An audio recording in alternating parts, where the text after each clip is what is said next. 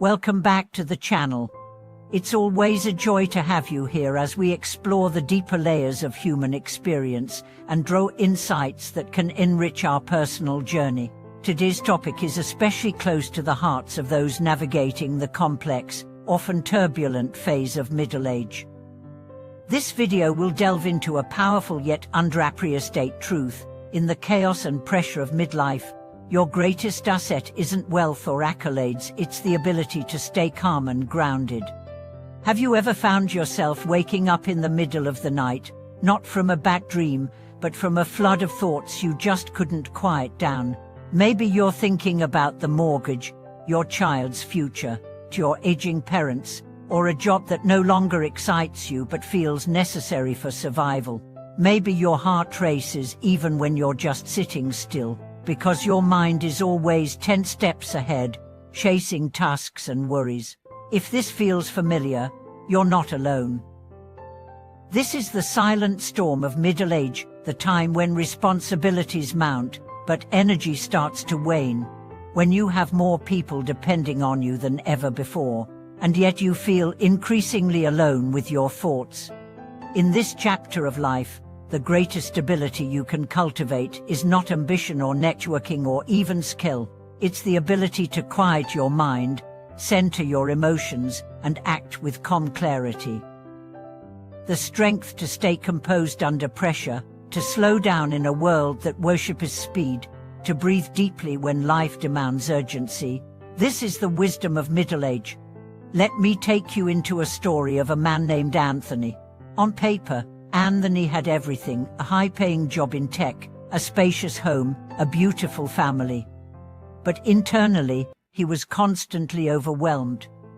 His days were filled with back-to-back meetings, his nights consumed by emails and last-minute deadlines. He was physically present but emotionally absent. One day, while rushing to a client pitch, she felt a sharp pain in his chest. It wasn't a heart attack, but it was a warning sign. His doctor said it was stress-induced and advised him to slow down immediately. That incident changed everything for Anthony. He realized that he'd been running so fast that he hadn't paused in years to ask himself, "Why am I running? Where am I going?" He started waking up earlier, not to work more, but to sit in silence. He began journaling, taking walks without his phone, prioritizing deep conversations with his wife and children. His career didn't collapse. In fact, his performance improved. Why? Because he was no longer scattered. He was intentional, grounded, calm. This transformation wasn't about doing less, it was about doing what mattered, with full presence. And that is the lesson here. Calm is not the absence of effort, it's the alignment of effort with purpose. It's not passive, it's the most active form of self-control. Let's talk about the concept of slowing down to move faster. In middle age, the temptation is to react to everything with urgency. A work email at 10 p.m. feels like a fire to be put out. A child's poor grade becomes a crisis. A spouse's silence is interpreted as an argument waiting to happen. But wisdom whispers something else. Not everything needs your reaction. Some things just need your observation. And some situations, more than anything, need your stillness. In Japanese martial arts, there's a principle called izanshin, a state of relaxed alertness. It's not tense, it's not lazy. It's a state of readiness, but also of calm.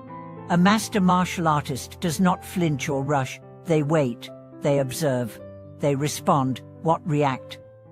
This is the posture of middle-age wisdom: to be paused without panic, deliberate without delay. Middle age is often described as a crisis, but what if it's an invitation? An invitation to strip away the inessential, to recenter your life, to decide consciously who you want to be in the second act of your story. You've already proven yourself in so many ways. Now is the time to ask, what do I need to stop proving? What can I let go of? This letting go is not defeat, it's refinement. It's wisdom sculpted from experience. Imagine a woman named Elaine. She was a manager at a fast-paced firm known for her efficiency and drive. But the cost was high: estranged relationships with her kids, a distant marriage, and a body riddled with stress ailments. One day, her teenage daughter said, "Mom, you're always working to give us a better life, but what if you're not in it long enough to enjoy it with us?" That moment was a mirror. Elaine began to reshape her life, not by quitting everything, but by choosing differently.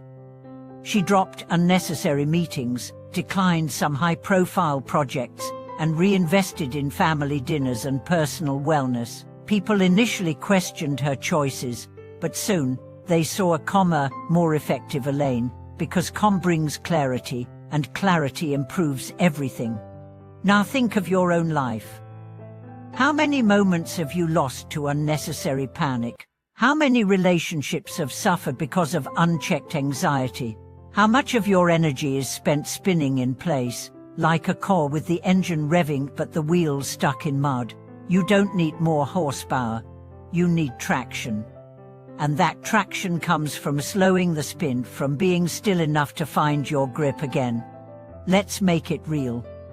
Start with one habit. Each morning, before checking your phone, sit in silence for 5 minutes. Breathe, observe. Ask yourself, what truly needs my energy today? What can wait? This one shift will change how you enter your day, not from a place of reaction, but from intention. Middle age is also when comparison can become most toxic. Your peers are buying bigger homes, climbing corporate ladders, starting second businesses. Social media only amplifies this, making you feel behind even when you're not. Here's the truth: someone else's timeline is not your measurement. Your path is yours alone. Calm allows you to hear your own voice amidst the noise. It's what helps you say, "This is where I am, and it's okay. This is what I value, and I move in that direction." The storm of middle age will come: job changes, health scares, parenting challenges, aging parents, shifting friendships. But your calm is your anchor. It won't stop the storm, but it will keep you from being swept away.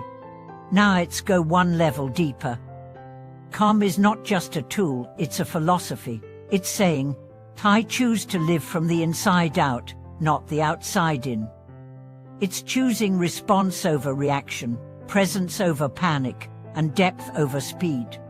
It's understanding that being still is not being stuck, it's being strong.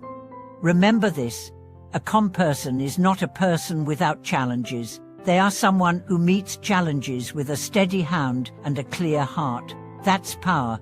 That's maturity. That's what Middle Age is meant to teach us: not how to win every battle, but how to preserve peace within. If you've ever come through a tough season in your life by simply refusing to fall apart, then you know the quiet strength I'm talking about. If you've ever chosen to walk away from an argument, not because you were wrong, but because peace was more important, you've already begun this journey. And I want to hear from you. What does calm look like in your life? Have you had a moment when choosing to be still changed everything? Share your story in the comments.